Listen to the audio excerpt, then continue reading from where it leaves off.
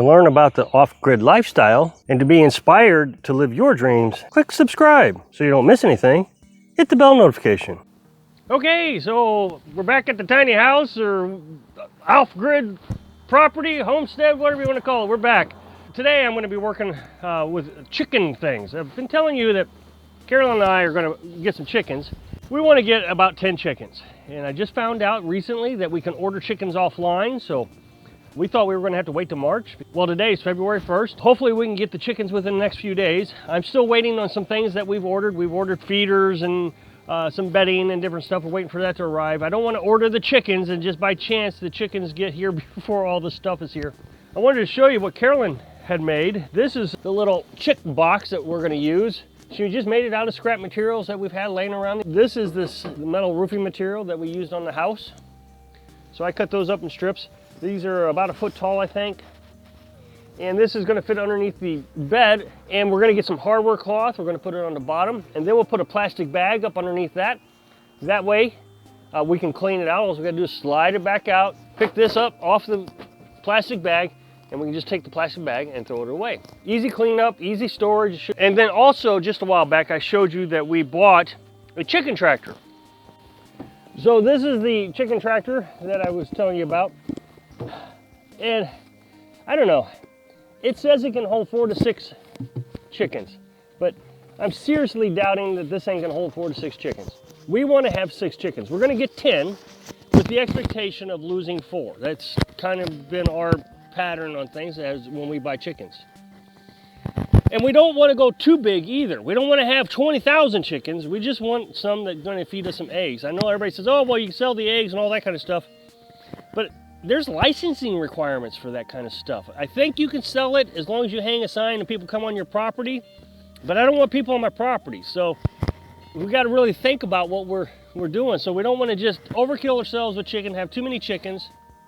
Of course, we could eat the chickens if there's too many, which is probably what the plan will be. So when we got it, we thought, well, that's okay. I mean, this will work. And so our secondary plan is we can use this, and then they showed a picture that you can attach two together.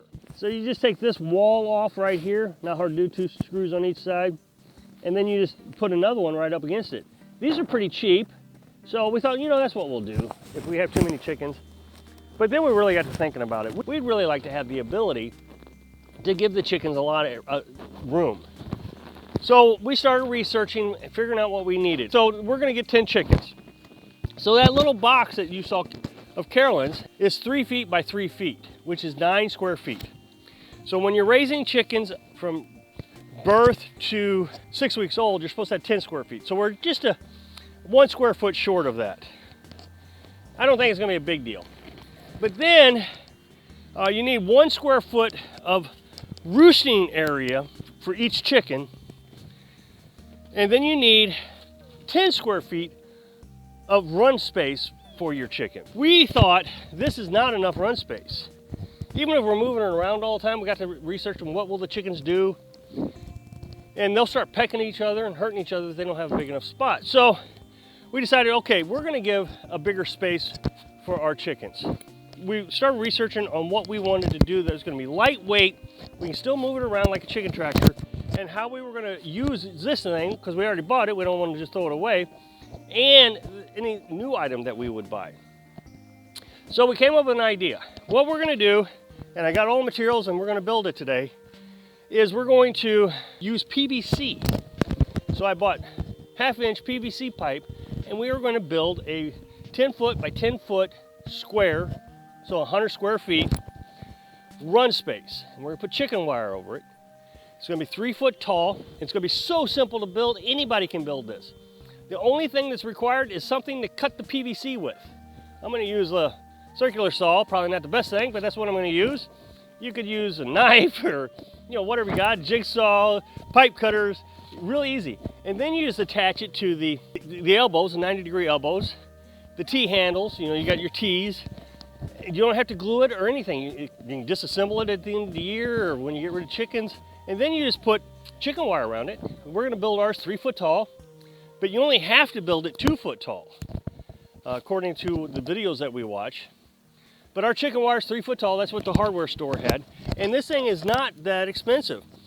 I bought 10 half-inch pipes, chicken wire, and the elbows and the tees, and it came up to like 170 bucks. So I'm gonna get started on this project because a lot of people said, that's never gonna work. You can't raise chickens there.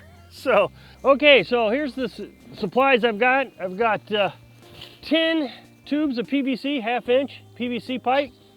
That was $4.40 per tube. So 10 of them come up to like 44 bucks. The most expensive item was the chicken wire. I wanted to get 2 foot. Like I said, my hardware store only had 3 foot high. It's 150 feet long, so it's even longer than I needed. I only needed like 90 feet. Got my T connections and my elbows here. And then I have some zip ties, and I'm gonna zip tie the chicken wire to the frame once I have it built. Okay, the first step I gotta do is I gotta cut each one of these in half, so that'll be 5 foot sections. I'm gonna use Carolyn's little circular saw, battery operated circular saw. It's great for everything. When you cut PVC with a circular saw, you gotta make sure you go real slow so you don't chip it, but it works okay.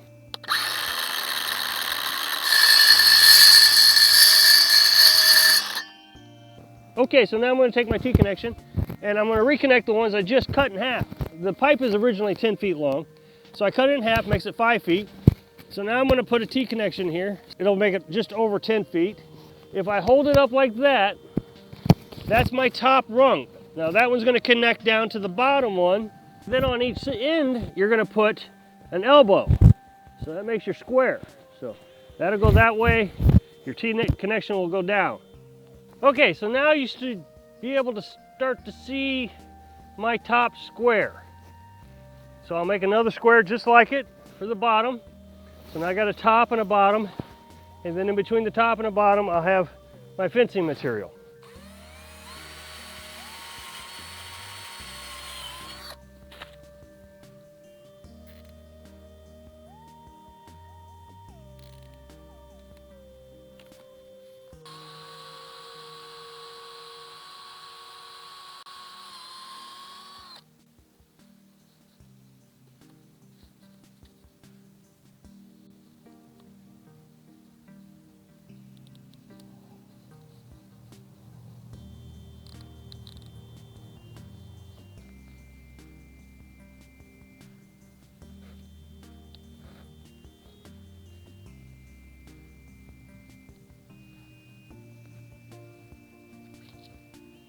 Okay, so there's the frame out of the PVC.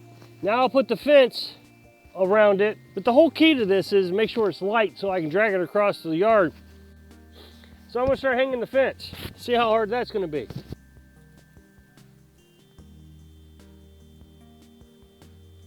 So on the top row, I decided to drill holes through the PVC. You'll see that I got 3 red zip ties, but 2 of them I drilled a hole through the PVC. That way the fence won't move back and forth.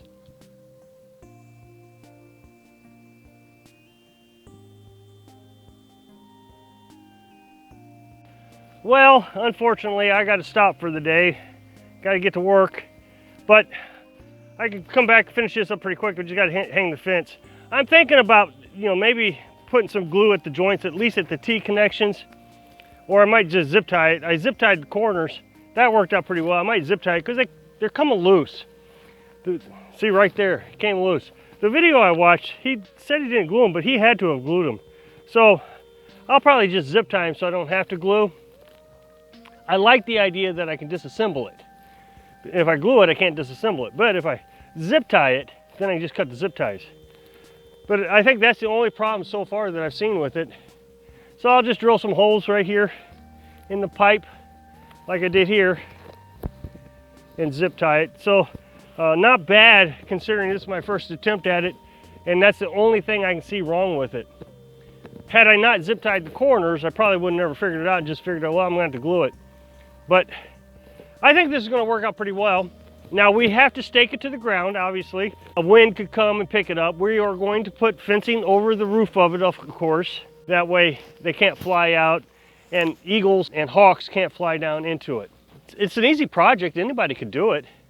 The hardest thing is trying to unravel the fencing that is kind of complicated. So I'll come back down here, drill some more holes later. It's cold today. I just don't feel like working, I guess. I'm tightening up pretty quickly. So right after I said I was going to drill holes, I decided, you know what, I want to try that real quick. So there's going to be a flaw in the editing, but that's okay. So I did. I drilled a hole here on both sides, put the fence through it, down at the top and the bottom, and that fixed the problem. I mean, now you can move it around the yard real easily. It won't come apart. So that made all the difference. Now the video I watched, he didn't do that. I don't know how it worked, but this works much better. So if you're going to build one of these, I recommend you get a drill bit that your zip ties can go through. Drill a hole on both sides, and then your fence can go on it. It worked perfect.